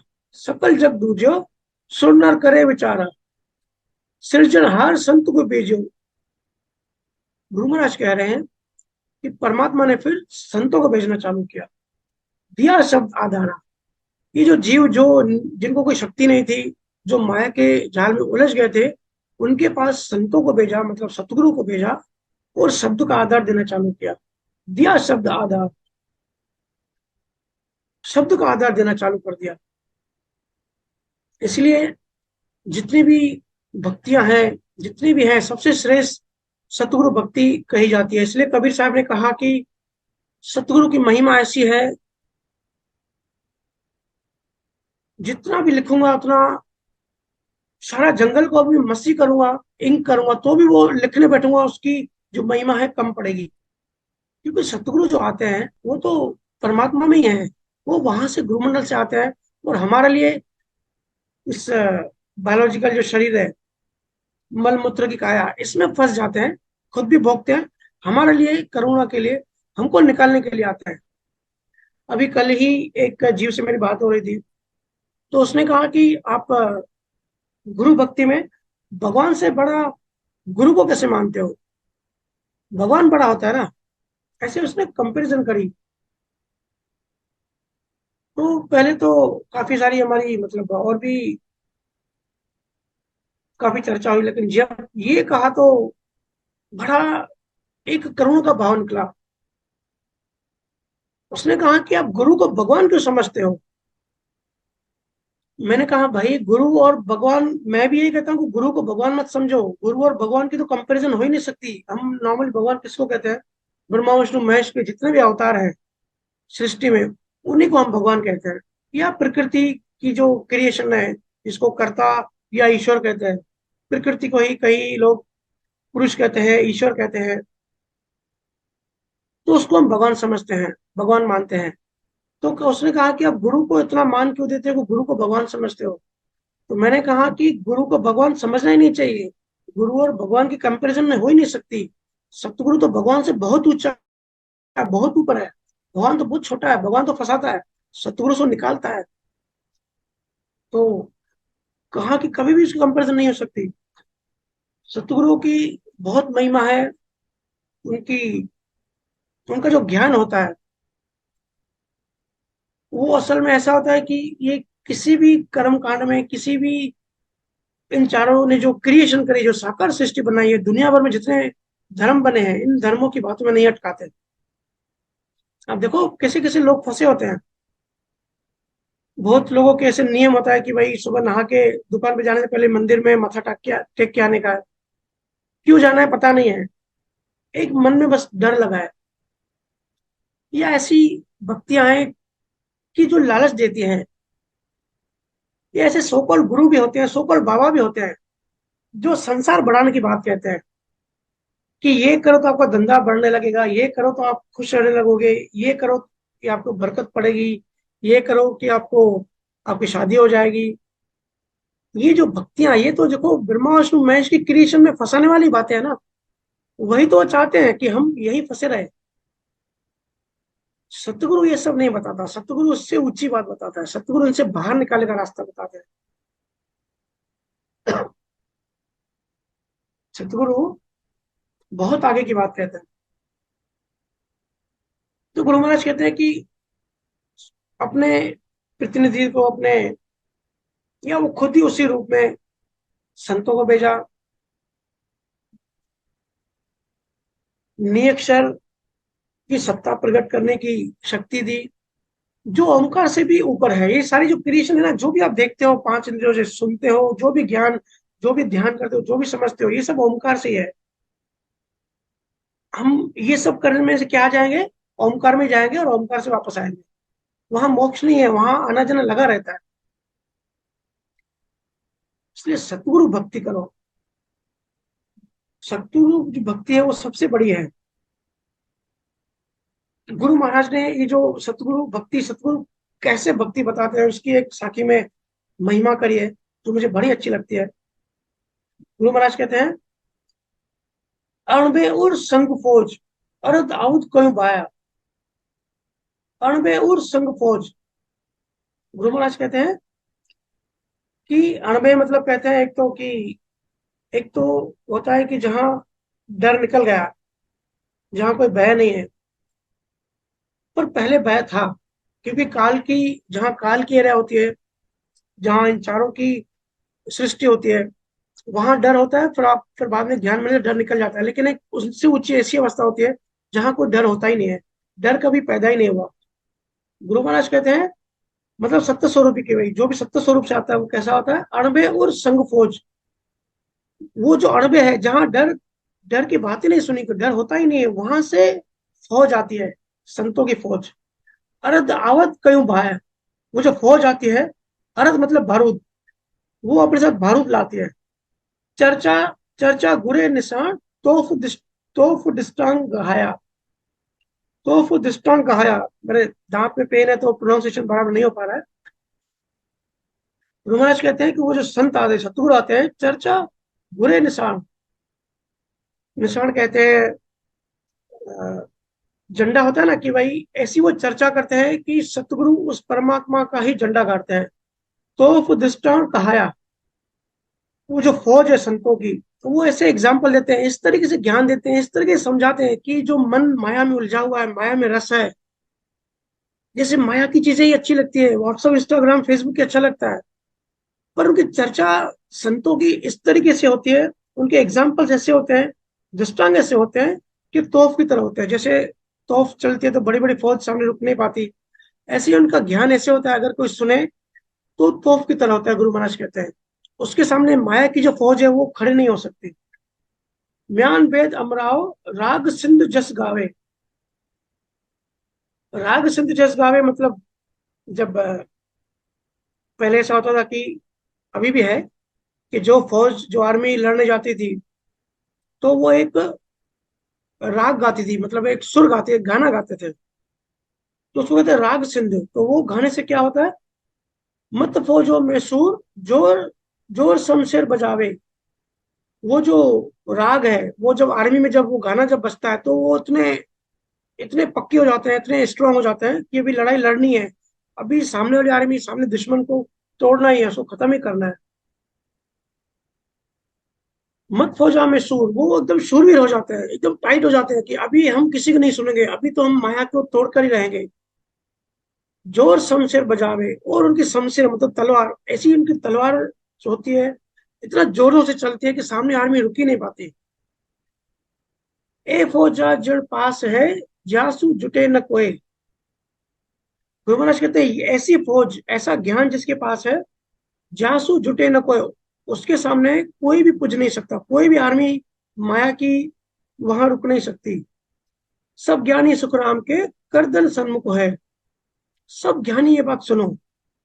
तो यहाँ गुरु महाराज ये समझा रहे हैं कि उन संतों की जो फौज आई, उनके साथ वो बारूद होता है, उनके हर एक शब्द एक बाण होता है, ऐसा उसमें बारूद होता है कि हर एक शब्द में आग लग जाती है। किसको आग लग जाती है? माया को। उनके ज्ञान में, उनकी चर्चा में ऐसी निशान होती है आत्मा की, सत्व स्वरूप की। संसार की वो बात ही नहीं करते, संसार की दुनिया से कैसे निकलना है, ऐसे ही अंदर वो पावर पैदा करते हैं। तो यहाँ पे जो है गुरु महाराज जी बताना चाह रहे हैं, वो देखो नियक्षर की भी बात है कि कई जीव पूछते हैं कि भैया नियक्षर की सत्ता मतलब क्या है। आज हम रह रहे हैं ना, ब्रह्मा विष्णु महेश शक्ति, ये तो समझो नाम है, ये तो हिंदुओं ने नाम रखे इसलिए नाम है, लेकिन आप एक कॉन्सेप्ट, एक शक्ति समझ लो, चारों को ऐसी शक्तियां, ऐसी बाउंड्री, ऐसा देश बना जहां आज हम फंसे हुए हैं। ठीक है, तो आज इनकी सत्ता है, इनकी सत्ता है, इसलिए आज हम मोह में फंसते हैं, राग द्वेष जलन में फंसते हैं, काम के लिए अट्रैक्ट होते हैं। हम सबको अच्छे से पता है कि हम मरने वाले हैं एक दिन, फिर भी हम पैसा कमाने में, पूरी जो मायावी चीजें हैं, इनमें हमारी दृष्टि इन्हीं में क्यों लगी रहती है? क्योंकि हमारे अंदर जो सत्ता है ना, वो माया की सत्ता है। लेकिन जब निरक्षर की सत्ता आ जाएगी, तो माया की सत्ता खत्म हो जाएगी। जैसे आपको पता है किसी स्टेट में अगर गवर्नमेंट, इलेक्टेड गवर्नमेंट होती है, स्टेट गवर्नमेंट होती है, तो गवर्नमेंट अगर अच्छा काम करे तो गवर्नमेंट, वहां सत्ता गवर्नमेंट की होती है, पुलिस की चलती है। लेकिन अगर वो गवर्नमेंट का इंटेंशन अच्छा नहीं है, या सेंट्रल गवर्नमेंट का लगता है कि स्टेट गवर्नमेंट गलत काम कर रही है, तो राष्ट्रपति को लगता है कि इसको भी भंग करना चाहिए, तो राष्ट्रपति को पावर होता है स्टेट गवर्नमेंट को भंग करके वहां राष्ट्रपति शासन लगा देता है। या आर्मी, आर्मी आर्मी की सत्ता वहां आ जाती है। अगर कोई वॉर चल रही है तो पुलिस की सत्ता खत्म हो जाती है, वहां आर्मी की सत्ता आ जाती है, तो वहां भी ऑर्डर किसका चलेगा? अभी पुलिस की या गवर्नमेंट का ऑर्डर नहीं चलेगा, अभी आर्मी का ऑर्डर चलेगा, या प्रेसिडेंट रूल, जो प्रेसिडेंट, जो राष्ट्रपति कहेगा उस स्टेट में वही होगा। तो जिनको नियक्षर नहीं है उसके अंदर माया की सत्ता है। माया की चीजें आपको गोल गोल घुमाएंगी, परेशान करेंगी, ऐसा लगेगा अंदर से कि भाई हम तो ज्ञान में आए, हमको तो चीजें समझ में आ रही है। लेकिन प्रैक्टिकली जब फील्ड में जाओगे, जब बाहर जाओगे, मार्केट में जाओगे, ज्ञान अप्लाई नहीं होगा। जब तक सत्य शब्द की, प्रेसिडेंट की जब तक सत्ता उसमें जागृत नहीं होगी, क्योंकि सत्ता बदल जाएगी। ये जो निराकार दुनिया है ना, ये समझो कि सेंट्रल गवर्नमेंट है, जैसे मोदी गए, और ये जितनी भी साकार सृष्टि है इसको स्टेट गवर्नमेंट समझो, तो वो बड़ी गवर्नमेंट है, एक छोटी गवर्नमेंट है। आज हम, मैं ऐसे महाराष्ट्र में रहता हूँ, आप अलग अलग स्टेट में रहते होंगे, तो ये छोटी गवर्नमेंट है, इनके जो हद है, इनकी जो पावर है, इनको जो अथॉरिटी है, इनको लिमिटेड है, इनके ऊपर सेंट्रल गवर्नमेंट है। ऐसे ही आज हम रह रहे हैं ना, माया के देश में रह रहे हैं, माया के देश में रह रहे हैं, माया की सत्ता में, और माया की भक्तियों में उलझते रहते हैं। तो उन माया की शक्तियां लिमिटेड है, इसके लिए हम इसी में उलझते रहते हैं। हमको इसके पार जाना है, सेंट्रल गवर्नमेंट की तरफ जाना है, और सेंट्रल गवर्नमेंट की सत्ता हमारे अंदर है। ऐसा गुरु हमको ढूंढना है। तो आगे गुरु महाराज कहते हैं एक और बड़ी ही प्यारी साखी जो मुझे बड़ी अच्छी लगती है। और गुरु महाराज ने जगह जगह सतगुरु की, जैसे कबीर साहब ने महिमा करी है, गुरु महाराज ने भी सतगुरु की, संतों की बहुत तारीफ की है, बहुत महिमा करी है। कहा है कि सतगुरु जैसा अनमोल रतन दुनिया में, पूरे ब्रह्मांड में, पूरी यूनिवर्स में कोई हो ही नहीं सकता। देखो ना, कबीर साहब क्या कहते हैं कि अगर परमात्मा और गुरु सामने आएंगे तो मैं परमात्मा को भूल जाऊंगा, पहले सतगुरु के पैर पड़ूंगा। ये कितनी गहरी, कितनी बड़ी बात है। क्योंकि वो हमको लेने आते हैं, वो हमको छुड़ाते हैं इस ब्रह्मजाल से। तो गुरु महाराज कहते हैं, वारी वारी आया है हंस काज, संत बड़ा जी महाराज, जे जे नर जुगराम पुकारे, से मेरा सिरताज। बड़ा बड़ा जन संत समाधि, ताकू मेरी लाज, तन मन धन सब अर्पण कीजिए, भजन कीजिए बाज। सतगुरु बेचे मैं बिक जाऊं, बर्तन आऊं बाज। देखो कितनी बड़ी बात कह रहे हैं। गुरु महाराज कह रहे हैं, वारी वारी आया है हंस काज। गुरु महाराज उन संत के बारे में कह रहे हैं, सतगुरु के बारे में कह रहे हैं। हालांकि वो खुद बड़े सतगुरु हैं, लेकिन वो महिमा कर रहे हैं कि सतगुरु की कैसी महिमा होती है। वारी वारी आया है हंस काज, संत बड़ाजी महाराज, कि संत वारी जाऊं उस पे, जो इतने बड़े संसार के काज के लिए वहां से आते हैं। मैंने कहा ना, ये तो सुनने बोलने की बात नहीं है, अनुभव करने की बात है। ये ऐसे समझो कि किसी का बच्चा जेल में हो और उसका पापा बाहर हो, तो अपने बच्चे के प्रेम में वो खुद जेल चला जाए, और जेल में बच्चे के साथ रहे, और बच्चे को छुड़ाने के वहां अलग अलग कोशिश करे। लेकिन जब तक वो जेल से निकले, वो खुद भी उसको जेल में रहना पड़ता है, जेल के नियम कायदे उसको फॉलो करने पड़ते हैं। तो सतगुरु गुरुमंडल से आके सतगुरु खुद भी इस प्रकृति में आते हैं, वो खुद भी भोगने पड़ते हैं उसको भी, क्योंकि प्रकृति के नियम नहीं तोड़ते। प्रकृति के सिस्टम में रह के सिस्टम से हमको निकाल लेता है। जे नर जुगराम पुकारे, से मेरा सिरताज। गुरु महाराज कह रहे हैं, जो जो ऐसा संत, ऐसा ज्ञान दे रहे हैं, जो जो संत राम पुकारे, राम नाम सिमरन करे, से मेरा सिर ताज। जो भी राम राम सिमरन करता है वो मेरे सिर का ताज है। बड़े भावुक होके गुरु महाराज ये शब्द कह रहे हैं। बराबर जन संत समाधि, ताकू मेरी लाज। ऐसे बड़े संतों की समाधि लग जाती है, और वो मेरी लाज रखते हैं। जो भी मैं ज्ञान दे रहा हूँ, सभी वही ज्ञान देते हैं, और सब उस ज्ञान अकॉर्डिंग वहां ले जाते हैं। तन मन धन सब अर्पण कीजिए, भजन कीजिए बास। गुरु महाराज कहते हैं कि ऐसे गुरु को, ऐसे सतगुरु को तन मन धन अर्पण कर दो। क्यों? भजन कीजिए बास। देखो, यहाँ तन मन धन अर्पण करने का हम जनरली मतलब समझते हैं कि भाई तन अर्पण कर दो, कि गुरु की तन से सेवा करो, गुरु के पांव दबाओ, से पूजा पाठ करो, मन से सेवा करो, धन से सेवा करो, मतलब गुरु को डोनेशन दो, पैसा दो। ऐसा नहीं है। आगे की लाइन में गुरु महाराज क्लियर कर रहे हैं, तन मन धन सब अर्पण कीजिए, भजन कीजिए बास। भजन करने के लिए तन मन धन अर्पण क्यों करना है? भजन सुमरन करने के लिए। तन अर्पण का मतलब है, जितना समय आप सुमिरन कर रहे हो, जितना समय आप भक्ति में हो, सतगुरु के प्रेम में हो, उतना समय आपने तन सतगुरु को समर्पण कर लिया। मन, जितना समय मन में चिंतन मंथन करते हो, गुरु के दिए हुए ज्ञान को उस पर एनालिसिस करते हो, उस समय आपने मन अर्पण कर दिया। धन, धन मतलब ऐसी बहुत सारी धन की सहायता होती है कि बहुत लोग भजन सुमरन नहीं कर पाते, तो ऐसी कोई किसी ने जगह बना ली कि भाई हमको खुद को और दूसरों को बैठने के लिए एक जगह मिले, एक माहौल मिले। तो वहां जहाँ धन खर्च होता है, उसको कहते हैं कि वो धन अर्पण करो। भजन कीजिए बास, तन मन धन अर्पण करके क्यों करना है? भजन करने के लिए, भजन सुमरन करने के लिए। ये धन मतलब डोनेशन नहीं करना है किसी को, पैसा नहीं देना है। जो गुरु पैसा मांगे या जो गुरु पैसा ले, डायरेक्ट इनडायरेक्ट समझो ये कॉमर्शलाइज हो गया। और सच्चे सतगुरु तो, अब दूसरी साखियों में हमने काफी साखियां स्किप कर दी। रचना ग्रंथ में गुरु महाराज ने बताया है कि ये जो देवी देवता है, जो लक्ष्मी जो आप कहते हो ना, ये सब तो सतगुरु के घर में झाड़ू लगाते हैं। ये तो खुद सतगुरु के दर्शन करने आते हैं, क्योंकि ये स्टेट गवर्नमेंट है और वो सेंट्रल गवर्नमेंट है।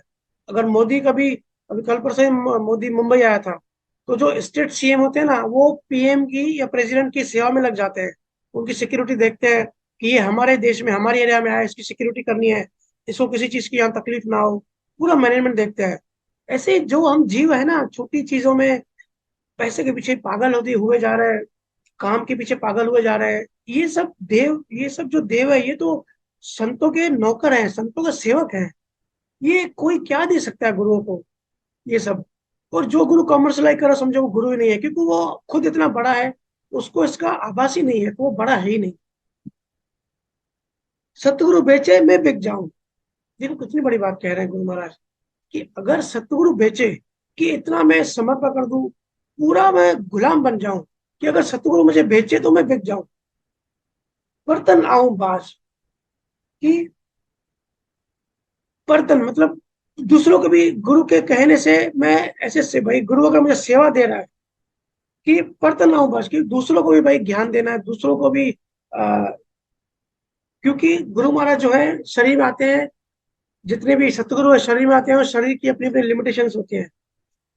तो हर गुरु के अपनी अपनी एक रीति होती है, और कहीं गुरु दूसरे संतों से सेवा कराना चाहते हैं।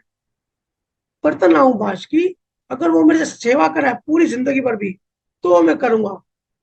सतगुरु बेचे मैं बिक जाऊं, मेरा दूसरा जीवन है ही नहीं। अगर वो मुझे बेचे कि जाओ भाई सेवा करो, तो मैं बिक जाऊंगा, मैं दूसरा काम ही नहीं करूंगा।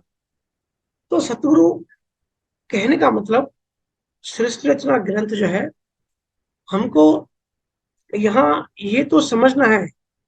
एक डेढ़ घंटे में ये कभी भी ग्रंथ खत्म नहीं होता, लेकिन हमने कोशिश करी कि क्रिएशन, साकार दुनिया की क्रिएशन कैसे हुई। ये ऊपर का जो विजिबल, जिसको एस्ट्रोफिजिक्स में विजिबल यूनिवर्स कहते हैं, जो दिखाई दे रहा है, जो साकार है, जिसका रूप है, इसकी क्रिएशन कैसे हुई, ये तो समझना ही है। लेकिन कैसे हम यहाँ फंसे हैं, किस किस भक्तियों में, किस किस ज्ञानों में, किस किस ध्यानों में हमको उलझाया गया है, कैसे कैसे हमारा ध्यान भटकाया जाता है। हम खुद इतने ऊंचे हैं, खुद परमात्मा है, लेकिन कितनी क्षुद्र, कितनी छोटी छोटी बातों में हम यहाँ उलझे हुए हैं, यहाँ से निकल नहीं पा रहे हैं। और कैसे वो संत, वो सतगुरु, जिसको निअक्षर जो लेकर आता है परमात्मा से, जो हमारे अंदर निअक्षर की सत्ता जागृत करता है, कितनी मेहनत करता है, वो जागृत करके कैसे हमको ज्ञान देता है, कैसे एक एक हमारे भ्रम, एक एक बिलीव्स हमारी तोड़ता रहता है।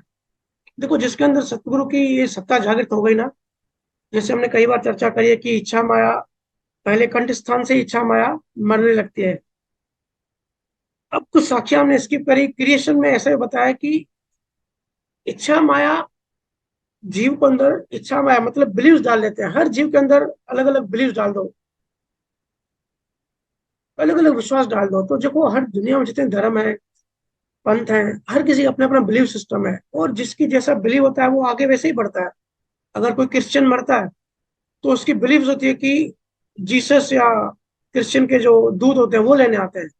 अगर कोई हिंदू मर रहा है, तो उसको लगेगा कि यमदूत लेने आ रहे हैं, या कि कृष्ण या विष्णु लेने आ रहा है, ऐसा लगता है। तो जिसके जैसे बिलीव होते हैं ना, वो उसी चक्कर, उसी दुनिया, उसी उसी सर्कल में भटकता रहता है।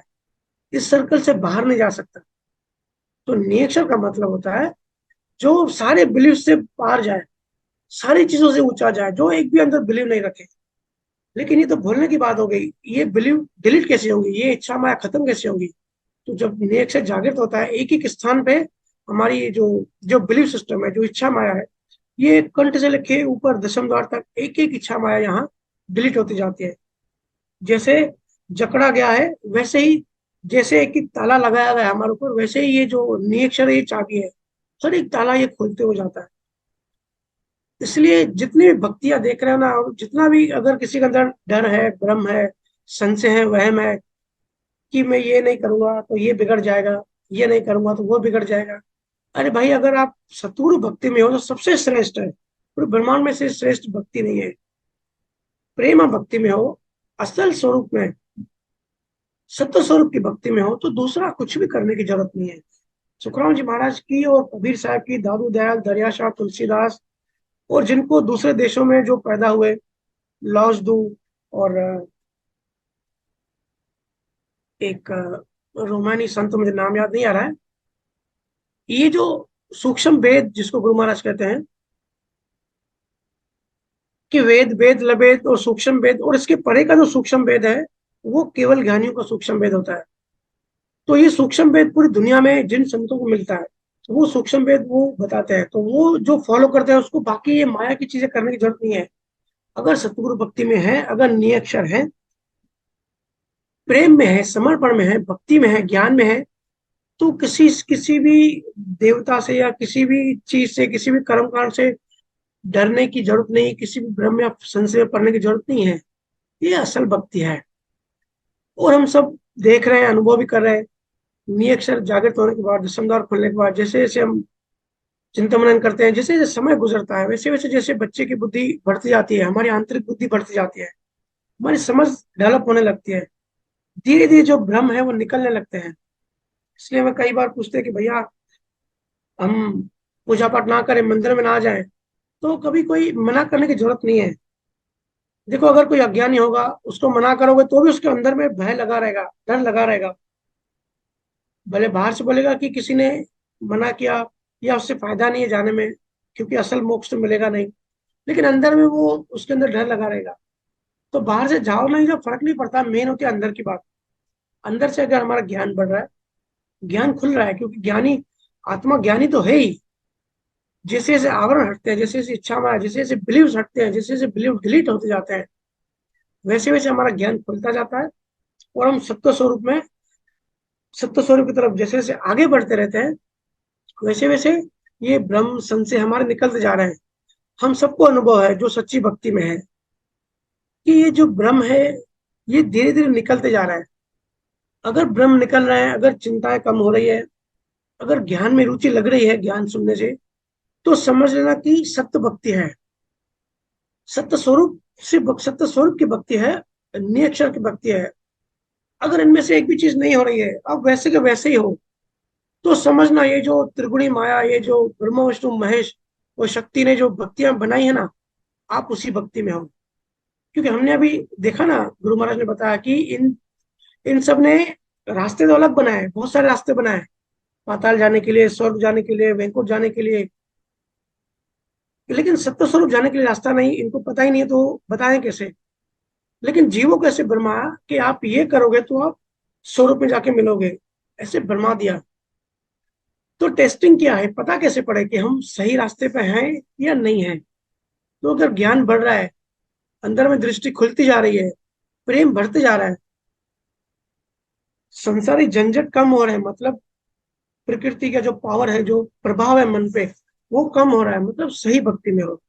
अगर ऐसा नहीं हो रहा है तो फिर जाओ और ढूंढो ऐसे सतगुरु को जिसकी भक्ति करने से आपके ये सब मन मरता जाए, बिलीव मरती जाए।